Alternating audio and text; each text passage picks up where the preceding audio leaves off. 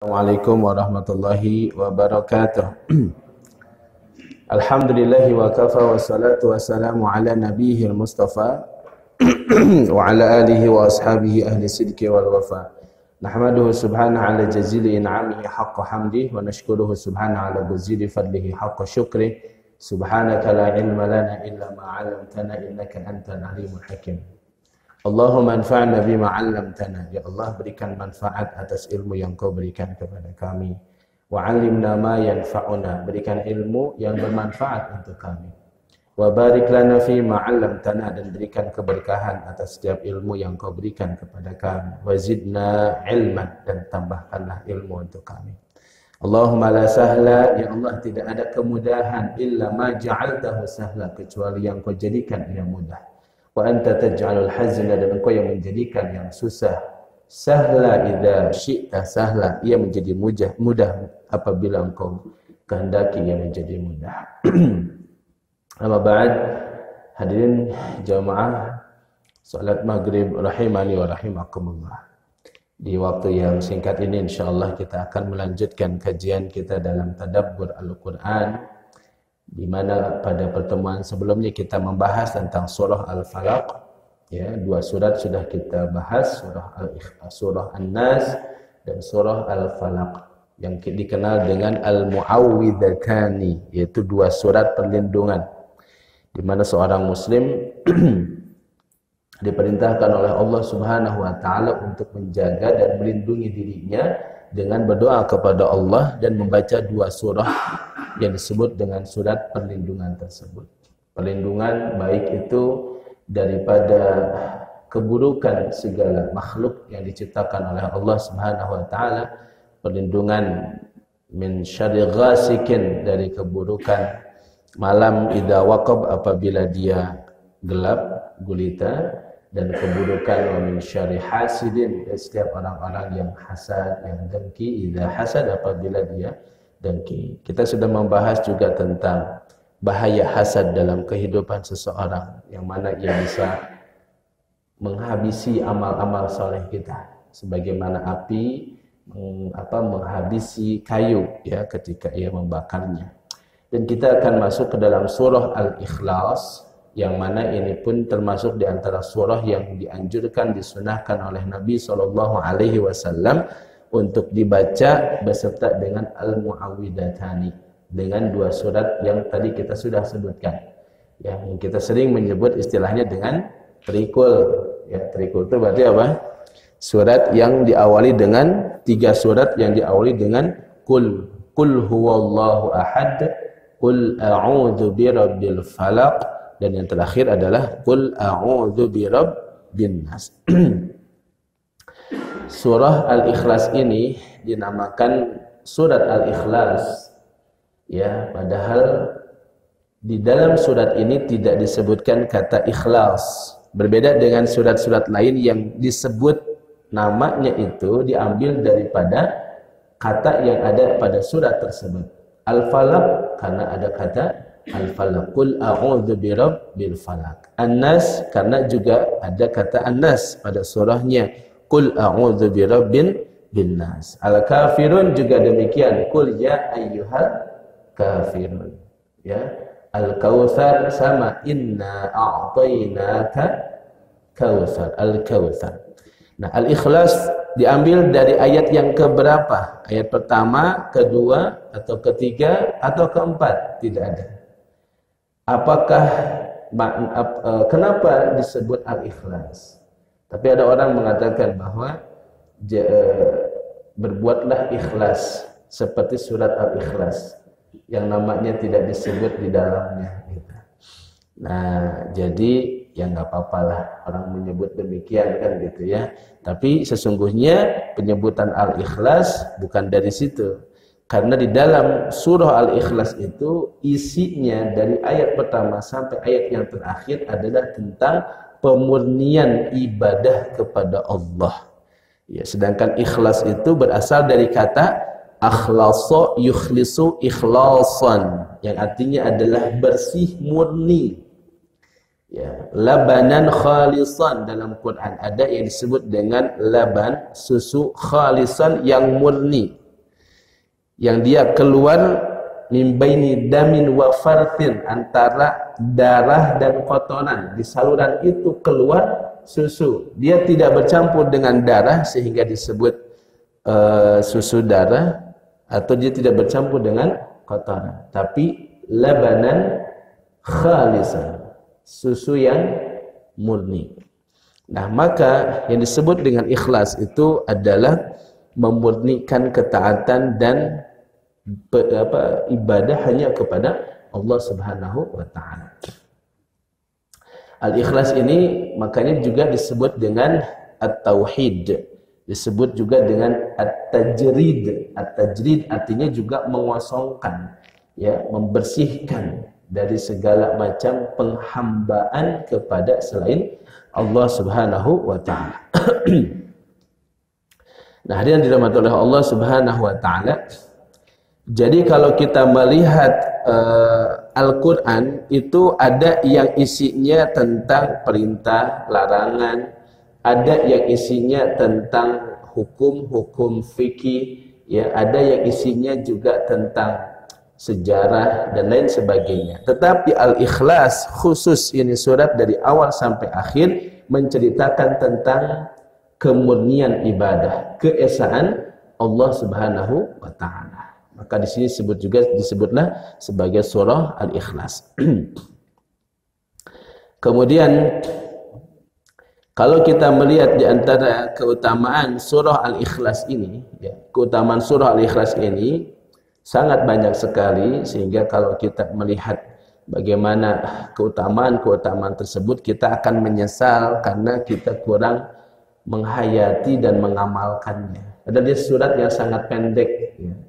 Kita baca banyak tapi kadang kita nggak ngerti apa keutamaannya, ya. Sedangkan segala sesuatu tergantung daripada apanya? Niatnya.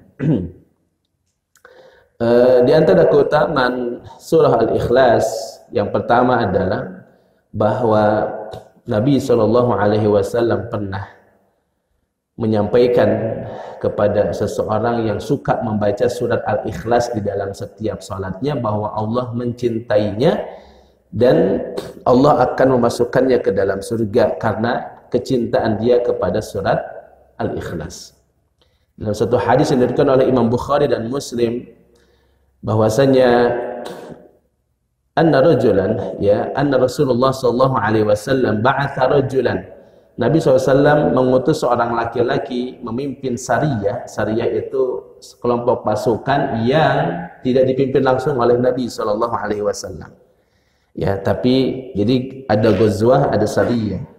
Kalau sariyah itu pasukan yang dipimpin oleh sahabat. Kalau ghazwah dipimpin oleh Nabi SAW.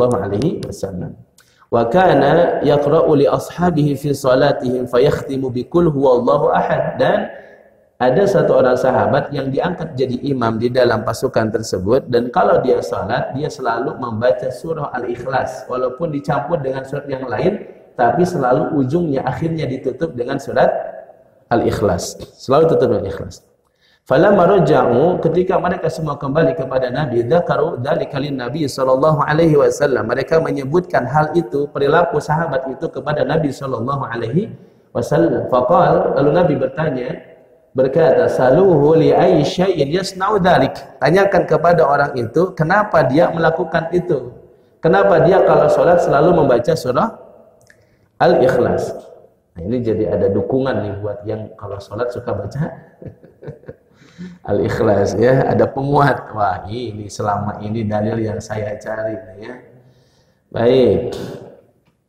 Apakah sama enggak jawabannya? Kenapa Bapak baca Al-Ikhlas terus kalau jadi imam salat? Kalau kita jawabannya apa? Apakah karena saking ikhlasnya membaca itu surat gitu, ya, tidak ada beban karena terlalu pendek gitu. Nah, ya, maka perhatikan jawabannya sekarang diganti, dirubah. Ini bukan berarti saya menganjurkan Bapak untuk tidak nambah hafalan surat, ya. Ya, sehingga jadi alasan Al-Ikhlas lagi. Tapi memang kalau kita mengamalkan itu, membaca ini surat Al-Ikhlas dalam kehidupan kita, sekarang kita punya pondasi yang lebih kuat, ya. Perhatikan jawaban sahabat itu. Faqala li'annaha sifatur rahman wa ana uhibbu an aqra'a biha. Kata orang tersebut yang tadi selalu jadi imam dalam sariyah, dalam pasukan tadi, dia mengatakan karena surat ini merupakan surat yang isinya tentang sifat Ar-Rahman. Sifatnya Allah Ar-Rahman yang wajib dimurnikan peribadatan dan ketauhidan kepadanya. Wa an uhibbu an aqra'a biha, dan aku suka, senang dengan apa yang ada di dalam surat ini karena dia berbicara tentang sifat-sifat Ar-Rahman. Jadi penghayatan dia terhadap surat itu yang membuat dia ingin selalu kalau salat menutupnya dengan surat Al-Ikhlas. Maka apa kata Nabi SAW? Akhbiruhu annallaha yuhibbuh. Kalau memang itu jawabannya, sampaikan kepada dia bahwa Allah mencintainya. Oh, jadi kalau kita baca surah Al-Ikhlas dengan penuh penghayatan dan pemaknaan, karena di dalamnya berbicara tentang sifat-sifat Allah Ar-Rahman, maka Allah akan mencintai kita. Ini yang pertama. Yang kedua, ini pun bisa menjadi wasilah masuk ke dalam surga. Dalam hadis yang diriwayatkan oleh Imam Bukhari, ada seorang laki-laki jadi imam di Masjid Quba. Masjid Quba tahu ada di mana? Di Mekah atau di Madinah? Di dekat Madinah, ya. Sekarang udah masuk kayak seperti dalam Madinah. Kalau dulu ya beda, ya. Masih di luar Madinah, ya. Nah, maka kemudian orang ini pun sama, imam ini sama, setiap kali telah membaca surah lain dari Al-Qur'an, dia menutup dengan surah Al-Ikhlas. Sahabat yang ini mengingatkan, mengatakan, kalau memang kau mau, ya sudah cukup saja pakai surat Al-Ikhlas tanpa surat yang lain. Atau kalau kau mau, baca saja surat yang lain tanpa harus digabung lagi dengan surah Al-Ikhlas. Tapi ini orang melakukan demikian, ya, dalam setiap salatnya. Lalu kata orang ini, aku tidak akan meninggalkan surat ini. Jika engkau mau aku jadi imam, aku tetap akan begitu. Jika kalian tidak mau, ya aku tidak akan jadi imam. Nah, ini orang ini pokoknya kekeh, ya, pengen membaca surah Al-Ikhlas dalam salatnya. Tapi kebetulan di masjid itu yang suaranya bagus, yang enak didengar, yang fasih, yang tartil adalah orang tersebut, sehingga orang senang kalau diimami oleh dia. Nah, akhirnya dia yang menjadikan imam terus. Maka kemudian disampaikan kepada Rasul SAW, ya, ketika Nabi datang ke Kuba. Lalu Nabi bertanya, "Hai fulan, apa yang menghalangimu hingga engkau tidak melakukan apa yang diminta oleh teman-temanmu?" Karena ini juga penting. Tentu kita harus paham juga fikih imam. Ya, imam itu harus juga mengerti apa yang terjadi di belakang, di makmum. Ya, tapi ini yang terjadi di sekalangan sahabat tentu tidak sama persis dengan keadaan yang terjadi di tempat kita. Apa yang dikatakan mungkin pada masa sahabat sebagai surat-surat pendek, bagi kita mungkin termasuk kategori surat-surat panjang, kan gitu ya. Kira-kira surat Al-Jumu'ah pendek atau panjang? Panjang, kan? Kalau mereka menyebutnya surat pendek, kan gitu ya. Surat pendek buat kita ya trikul lagi ini, gitu kan. Nah, maka maksudnya begini. Ini sahabat memang senang baca Al-Ikhlas tersebut, ya. Lalu ketika ditanya, apa yang menghalangimu tidak menuruti apa keinginan daripada teman-temanmu? Maka orang ini mengatakan, aku juga mencintainya ya Rasulullah. Aku menyukai surat ini ya Rasulullah. Memang orang kalau sudah paham dengan surat ini, dia akan sangat mencintainya, menyukainya, mendawamkannya, mengamalkannya.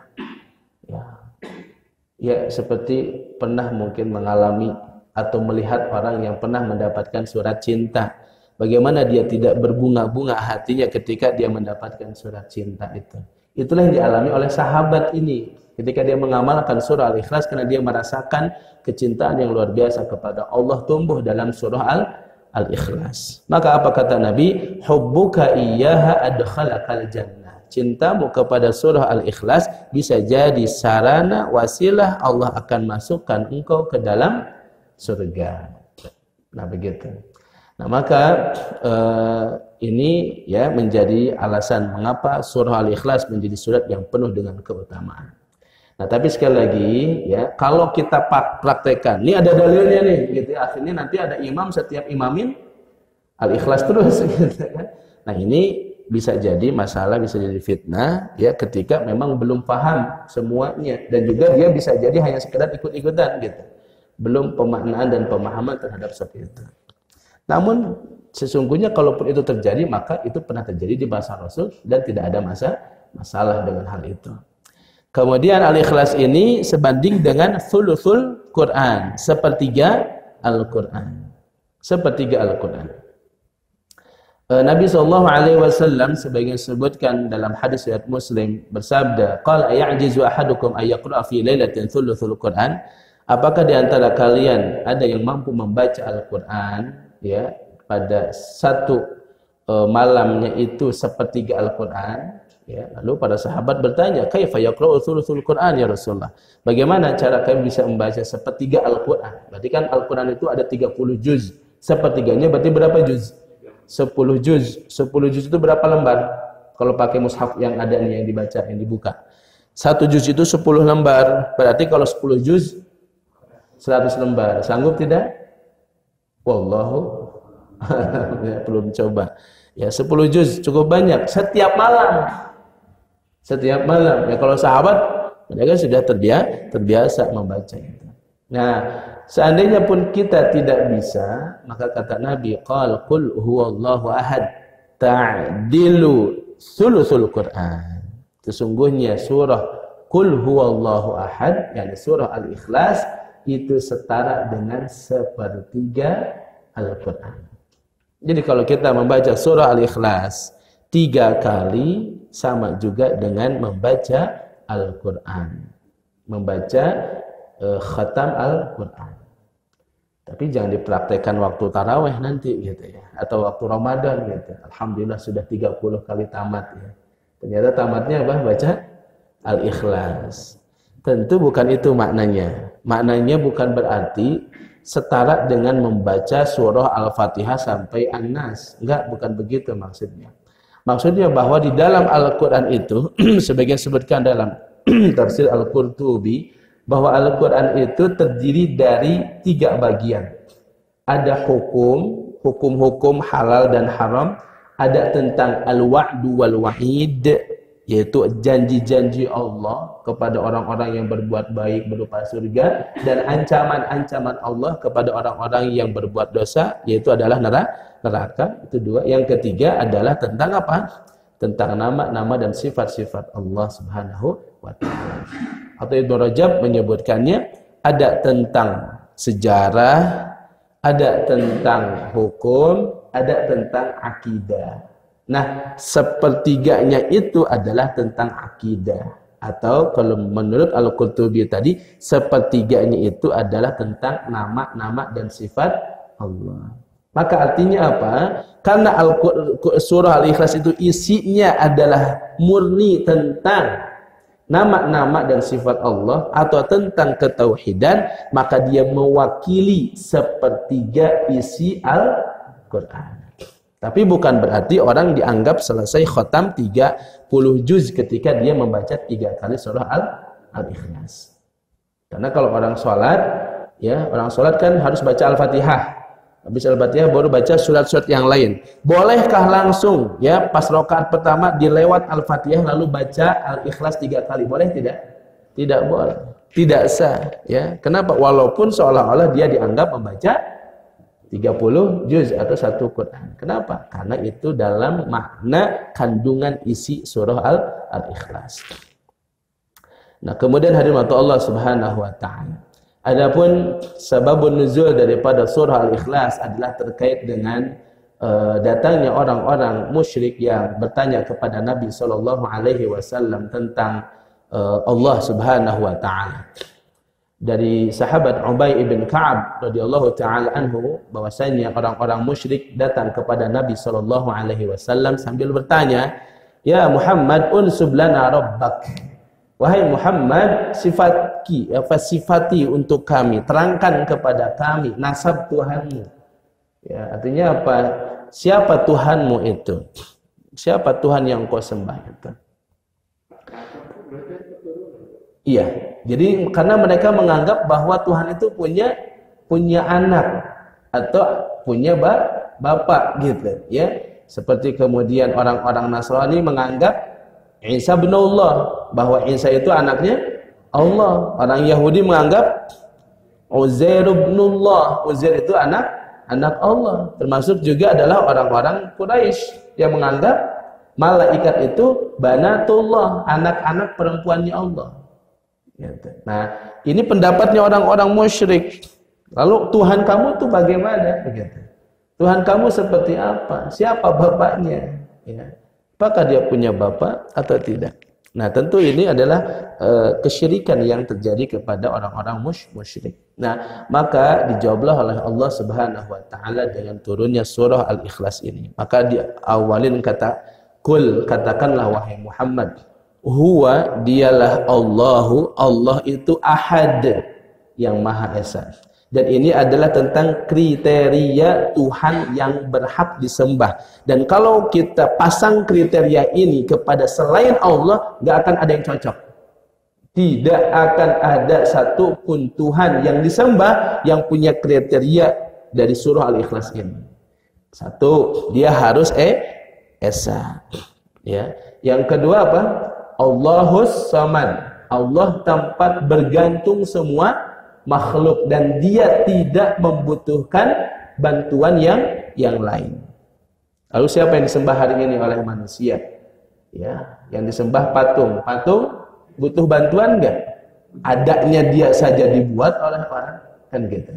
Sapi disembah oleh manusia sekarang, butuh bantuan enggak? Kalau enggak dikasih makan dia tidak akan hidup dan sebagainya. Sekarang ceramah kayak gini aja bisa jadi ya dianggap apa nih? Ya? Orang ceramah tentang wayang aja dianggap apa? Penistaan gitu atau apa? Ya? Ini kan kita lagi ngaji agama gitu. Nanti kalau saya cerita tentang haramnya membuka aurat, nanti dilaporkan oleh foto model kayak gitu ya. Atau saya menerangkan tentang haramnya riba, nanti dilaporkan nggak oleh para pegawai bank nanti ya. Nah, jadi hadirin, ini dunia udah mulai banyak fitnah kayak begini. Jadi akhirnya orang tidak jelas mana halal mana haram karena dikit-dikit dilaporkan. Ya, yang paham ini berarti mengikuti berita. Yang masih bertanya-tanya berarti nggak mengikuti berita. Ya. Nah, hadirin Allah Subhanahu Wa Taala. Maka saya sampai mana tadi Pak? Sampai mana tadi? Jadi ya, bahwa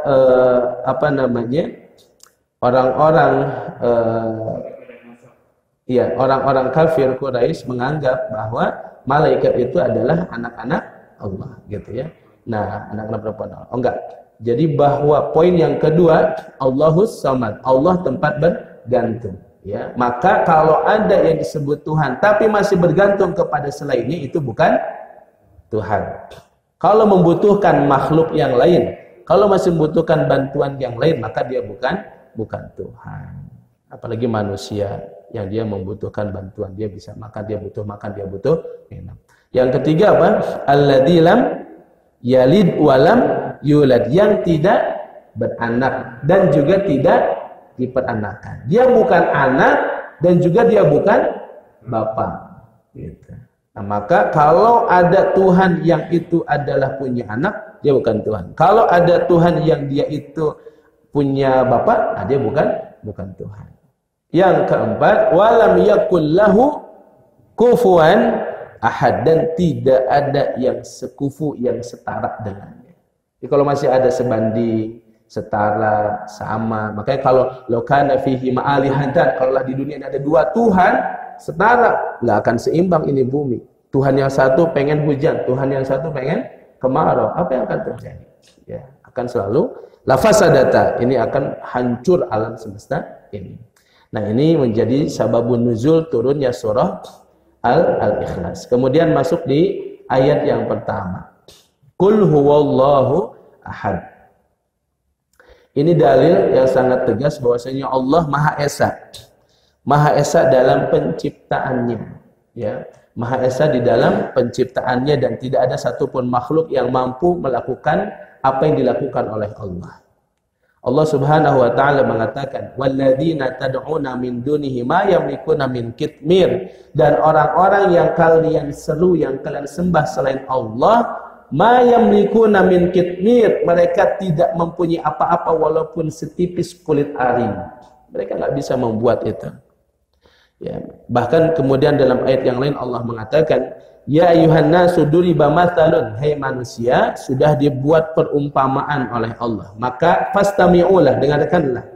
Innal ladzina tad'una min dunillah, sesungguhnya apa saja yang kalian seru selain Allah, lan yakhluqu dzubaban, mereka tidak bisa menciptakan walaupun seekor lalat. Walau jitama'ulah, walaupun mereka semua bersatu untuk menciptakan lalat. Buat aja yang semisal dengan lalat, bukan robot lalat, ya, bukan kemudian yang serupa dengan lalat, bukan. Ciptakan yang sama persis dengan lalat. Lan yakhluqu, lannya artinya lil abad, selamanya mereka nggak akan pernah bisa membuat atau menciptakannya. Maka Allah esa di dalam apa? Di dalam penciptaan. Allah Maha Esa di dalam pengaturan. Allah Maha Esa di dalam pengaturan. Ya. Bahwa sesungguhnya Allah yang mengatur alam semesta ini. Allah juga yang mengatur bumi ini. Allah yang mewakilkan pengaturan gunung kepada para malaikat. Allah yang mewakilkan pengaturan apa? Laut kepada malaikat. Maka kalau ada orang yang kemudian menyandarkan itu kepada selain Allah, maka dia telah berbuat syirik. Dia misalnya ingin agar gunung ini tidak meletus, padahal yang ngatur gunung meletus atau tidak meletus adalah siapa? Allah. Allah tugaskan siapa? Malaikat untuk mengatur gunung. Kalaulah mau pantas-pantasan, masih pantas minta sama siapa? Malaikat, karena malaikat yang mengatur gunung. Tapi bolehkah seseorang meminta kepada malaikat agar gunung tidak meletus? Tidak boleh, haram. Apalagi datang kepada orang yang katanya, apa istilahnya? Kuncen gitu ya. Atau apa, Pak Haji? Juru kunci gunung. Atau datang ke laut, Nyiroro Kaler, gitu kan? Jangan kidul terus. Ya, meminta agar laut tidak meluap, ya. Meminta agar ikan-ikan mudah untuk diangkat, dipancing, ya. Lalu mereka buat sesembahan, mereka buat ritual. Berarti mereka memalingkan pengaturan kepada selain Allah Subhanahu wa taala. Sedangkan Allah itu Rabbul Alamin, penguasa alam semesta ini dan pengatur alam semesta ini. Dia sudah dibuat, kalau nggak pakai aturan Allah, ini bakal berantakan alam semesta ini. Planet-planet ini akan berantakan. Allah bilang kan, kullun fi falakin yasbahun. Pernah nggak saya gambarkan itu kullun fi falakin yasbahun? Pernah digambarin belum? Kalau belum saya gambarkan sebentar, lihat. Ada spidol. Apa artinya kullun fi falakin yasbahun?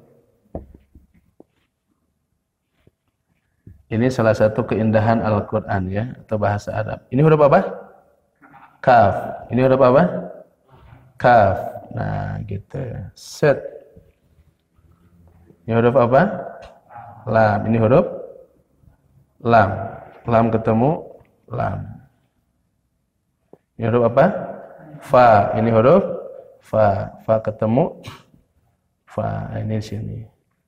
Kullun fi falakin yasbun. Setiap planet beredar pada apanya? Pada porosnya. Kalau ada pergeseran sedikit saja, apa artinya? Kehancuran. Nah, ini Allah dengan sangat detil mengatur alam semesta itu.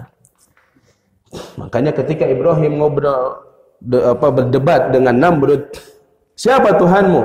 Qala rabbil ladzi yuhyi wa yumiit. Dialah Allah yang menghidupkan dan yang mematikan. Oke, kalau itu saya juga bisa, kata Namrud. Panggil tawanan, yang satu dipenggal, yang satu dibiarkan. Ana uhyi wa umiit. Sekarang kau lihat, aku bisa menghidupkan dan aku bisa mematikan. Ya, oke lah kalau gitu, sementara dianggap sama dulu. Nah, baru Ibrahim mengatakan, Allahul ladzi ya'ti bisyamsi minal masyriqi. Dialah Allah yang mendatangkan matahari dari sebelah timur. Fa'ti biha minal maghrib. Sekarang datangkan dia dari sebelah barat. Ini bicara tadbir, pengaturan alam semesta. Maka apa yang terjadi? Fabuhital ladzi kafar. Maka diam, mati kutu istilah sekarang, ya. Diam tanpa bahasa Namrud ketika itu tidak bisa melakukan itu. Nah, cuman kalau Ibrahim punya kekuatan logika, kalau Namrud punya logika kekuatan. Jadi ketika kalah dalam perdebatan, akhirnya apa? Udah orang kayak gini bakar. Gitu. Jadi pakai logika apa? Kekuatan dan kekuasaan. Akhirnya Ibrahim sampai dibakar. Tapi Allah Maha Qadir, ya, Maha kuasa atas hambanya. Api pun bisa diatur oleh Allah suhunya, yang harusnya dia itu panas malah menjadi apa? Dingin. Apa kata Allah? Qulna ya naru kuni bardan wa salaman ala Ibrahim. Gitu. Nah, ini pengaturan Allah. Allah itu Rabbul Alamin, juga dalam surah An-Nas kemarin dikatakan apa?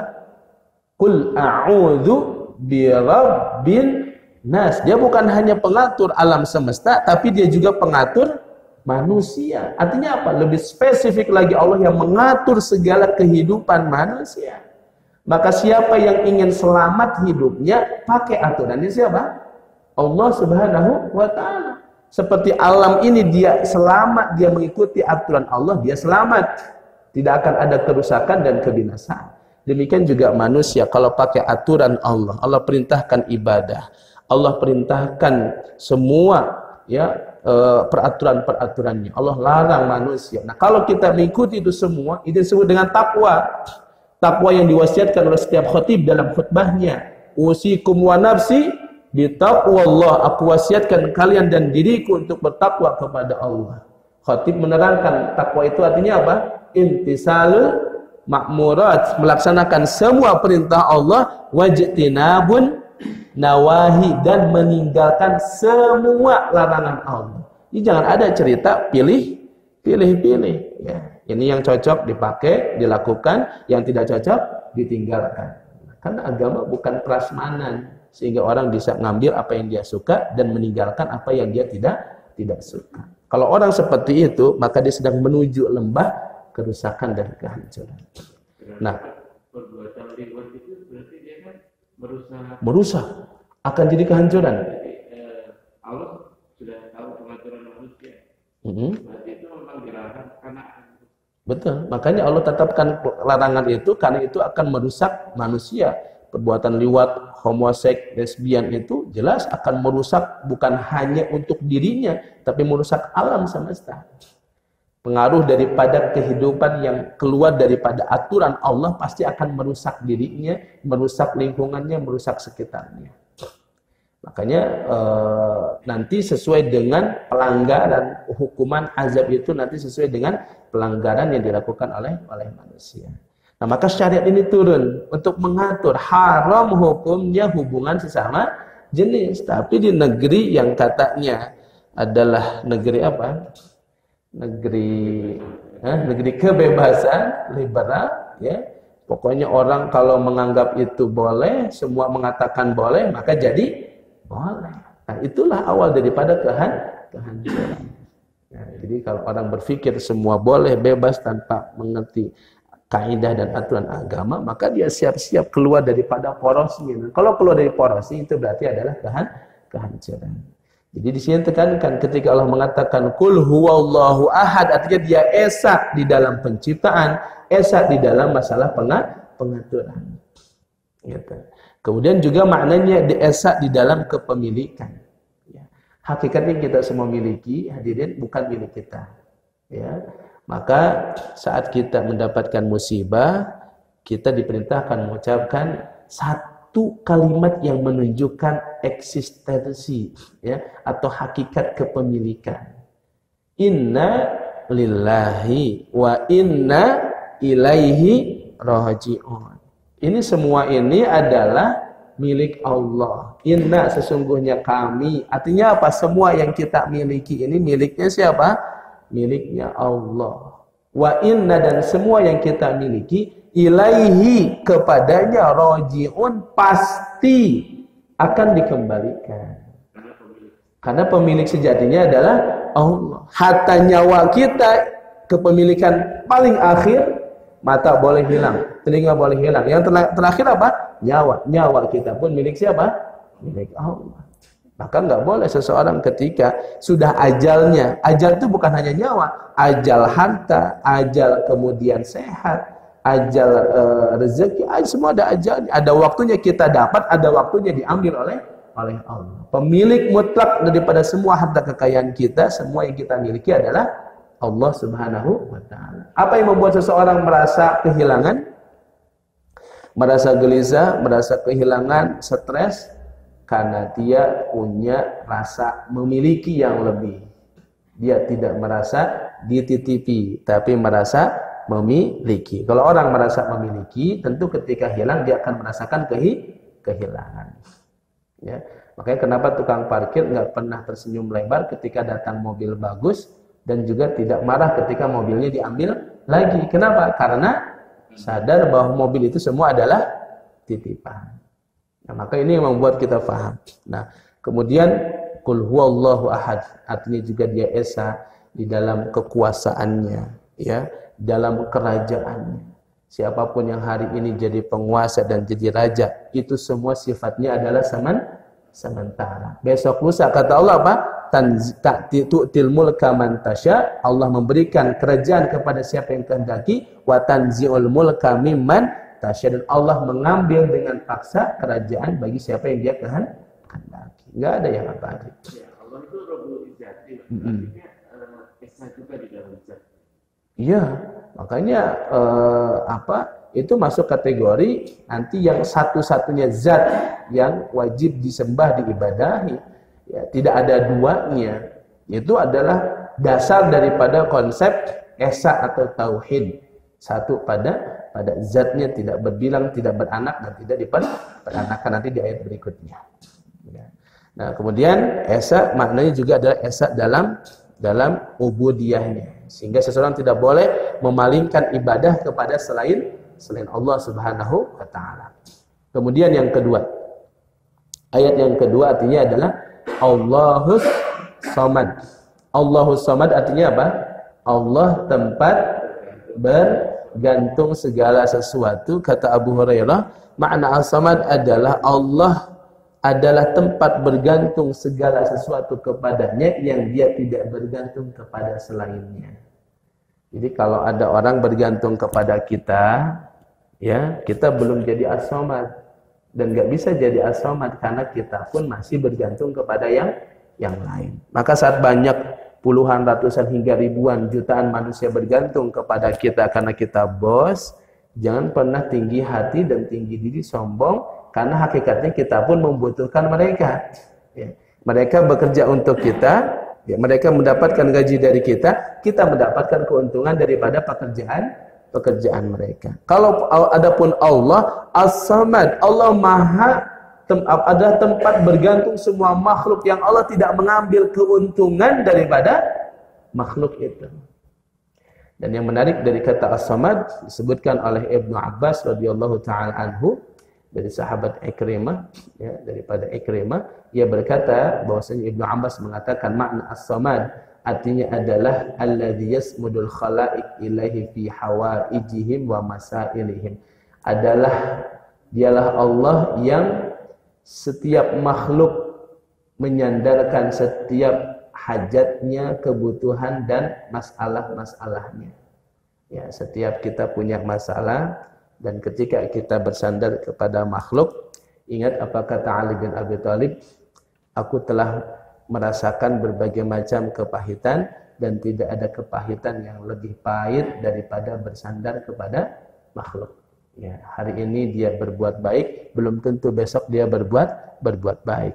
Manusia itu bukan tempat kita bersandar. Dan terkadang Allah membuat kita kecewa oleh seorang makhluk untuk mengingatkan agar jangan engkau bersandar kepadanya, karena dia bukan tempat kita bersandar. Ada orang sedemikian rupa berharap kepada seseorang, di puncak harapan di mana dia berharap dialah yang akan membantunya, ternyata Allah palingkan itu. Allah ganti hatinya sehingga meleset apa yang dia perkirakan. Ya, apa kata para ulama? Allah hendak meyakinkan, menancapkan dalam hatinya bahwa rasa bersandar itu tidak pantas diberikan kepada siapa? kepada makhluk. Rasa bersandar itu hanya pantas diberikan kepada Allah Subhanahu wa taala. Ya, kemudian kata Ibnu Abbas ya, yang disebut dengan As-Samad maknanya adalah dia adalah As-Sayyid yang berkuasa, yang kekuasaannya sempurna, Al-Azim yang maha agung, yang keagungannya sempurna, Al-Halim yang maha santun, yang kesantunannya sempurna, Al-Alim yang maha mengetahui, yang ilmunya sempurna, Al-Hakim yang maha bijaksana, yang kebijaksanaannya sempurna. Dialah yang maha sempurna dalam seluruh sifat-sifat kemuliaannya, kamula fi anwa'is syaraf was-sujud. Dan dialah Allah Subhanahu wa taala ya, wa huwa Allah subhanahu, dialah Allah subhanahu. Hadi sifatuhu la tanbaghi illa lahu, dan semua sifat ini tidak layak dan pantas disandarkan kepada selain dia. Lalu hadirin Allah Subhanahu wa taala, ketika seorang hamba semakin merasa butuh kepada Allah, nah disitulah letak pentingnya kita di dalam berdoa itu. Ternyata kata para ulama yang menarik penjelasannya adalah berdoa itu bukan tentang kita memberitahu Allah apa yang kita butuhkan, karena Allah sudah tahu, bahkan lebih tahu dari kita sendiri terhadap apa yang terjadi kepada kita. Maka kesibukan kita bukan tentang melaporkan keinginan kita, tapi doa itu tentang at-tadallul wal khudu' wal iftiqar ila Allah, tentang menghinakan diri, tentang menunjukkan kefakiran diri, kerendahan diri di hadapan Allah Subhanahu wa taala, yang ditunjukkan dengan meminta-minta. Maka meminta-minta itu kerendahan. Tapi kalau disandarkan kepada Allah, itu jadi sebuah kemuliaan. Sujud adalah kerendahan kalau di hadapan makhluk. Tapi sujud di hadapan Allah itu adalah tempat yang paling mulia, bahkan puncak kemuliaan. Masjid ini tempat sholat, tapi disebut masjid. Secara bahasa dia tempat sujud, karena inti sholat, intinya sholat ada di dalam sujud, atau posisi paling inti dalam sholat ada pada saat sujud. Karena itulah aqrabu ma yakunul abdu ila rabbih wa huwa sajid. Tempat paling dekat seorang hamba dengan Rabbnya adalah ketika dia sujud. Maka ketika seseorang makin bersandar, berharap kepada Allah, makin dimuliakan dia oleh Allah Subhanahu wa taala. Jadi ketika seseorang berdoa, ini bukan disibukkan dengan poin-poin permintaannya, karena Allah sudah tahu. Yang paling pokok itu adalah, makanya kata Umar bin Khattab apa yang paling pokok? Ya, aku tidak merasa penting tentang bagaimana Allah mengabulkan doaku, karena itu sudah janjinya. Tetapi yang membuat aku khawatir adalah tentang ilham untuk berdoa. Artinya apa? Aku takut hatiku merasa terpuaskan dari berdoa, sehingga tidak mau berdoa. Orang kalau sudah dimudahkan segala urusannya, kadang dia tidak mau berdoa, lupa kepada doa. Biasanya kapan berdoa? Kalau urusannya sudah susah, baru dia berdoa kepada. Nah, yang paling dikhawatirkan oleh Umar adalah tentang keinginan untuk berdoa. Karena kalau sudah berdoa, seorang mukmin yakin bahwa doanya tidak akan pernah tidak didengar oleh Allah Subhanahu wa taala. Maka kata Syekhul Islam, seorang hamba kullama kana adallu lillahi wa a'dhama iftiqaran ilaihi, seorang hamba ketika dia semakin menghinakan dirinya kepada Allah dan menunjukkan kebutuhan dan ketundukannya kepada Allah, kana aqraba ilaih, maka dia akan bertambah semakin dekat dengan Allah, wa a'azzulah, dan semakin dimuliakan oleh Allah, wa a'dhama liqadrih, dan Allah agungkan kadar dirinya, fa as'adul khalqi, maka dia menjadi manusia yang paling bahagia. Ya. Maka sebaliknya, ketika semakin orang itu merasa cukup dari Allah, merasa tidak butuh kepada Allah, makanya salah satu bisikan setan apa? Jangan terlalu banyak berdoa kepada Allah. Malu, ya kan? Masa terus-terusan minta sama Allah, ibadah aja kurang. Itu bisikan setan. Malah seseorang itu makin meminta kepada Allah, makin dicintai oleh Allah. Makin tidak mau berdoa kepada Allah, makin disebut orang sombong, kata Allah. Innal ladzina yastakbiruna an ibadati, bahkan disebut oleh Allah orang-orang yang merasa sombong dari meminta dan berdoa kepadaku, sayadkhuluna jahannam madakhirin. Dia akan masuk ke dalam neraka jahanam. Karena merasa apa? Merasa cukup, istaghna, merasa cukup dirinya dengan semua yang dia miliki. Nah, disitulah kadang Allah buat kita susah, buat kita sakit, buat kita punya masalah supaya doanya lebih kuat. Berhenti itu di dalam surah Al-Ikhlas dan pada ayat yang kedua. Insyaallah nanti kita lanjutkan di pertemuan yang akan datang. Ya, kita cukupkan dulu sampai di sini. Mudah-mudahan bermanfaat dan kita semakin dikuatkan ketauhidan kita kepada Allah, juga semakin dibuat kita banyak merendah kepada Allah dan menunjukkan kehinaan diri kita kepada Allah sehingga kita makin dimuliakan oleh Allah. Amin ya rabbal alamin. Hadanallahu wa iyyakum ajmain wa barakallahu fikum. Wassalamualaikum warahmatullahi wabarakatuh. Alhamdulillah,